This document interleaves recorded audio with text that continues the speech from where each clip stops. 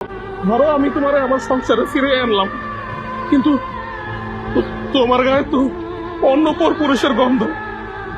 আমি আমি যখনই তোমার দেখবো আমার মনে পড়ে যাব তুমি আমার ধোকা দিয়া অন্য পুরুষের সাথে শুইছিল, আর ওই পুরুষ তোমার স্পর্শ করছিল। অভাবের কারণে কেউ যদি পতিতালয় যায়, দেহ ব্যবসা করে, তারও না ফিরে আইন না তার সাথে সংসার করা যায়। কিন্তু যারা স্বভাবের পতিতা তাদের সাথে না রাত কাটানো যায়, কিন্তু তাদের সাথে সংসার করা যায় না। কিন্তু তোমার সাথে আমি কেমনে সংসার করবো বলো?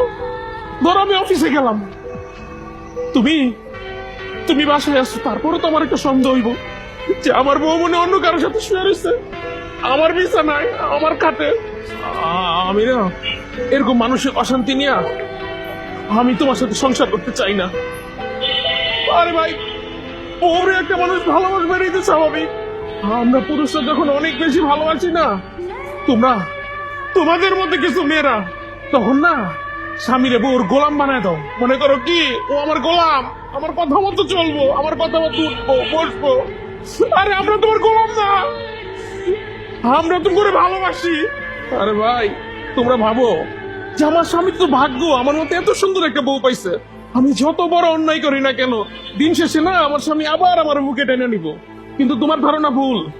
পুরুষের ভালোবাসা যতটা সুন্দর, জিনা না তার চেয়ে অনেক বেশি কঠিন।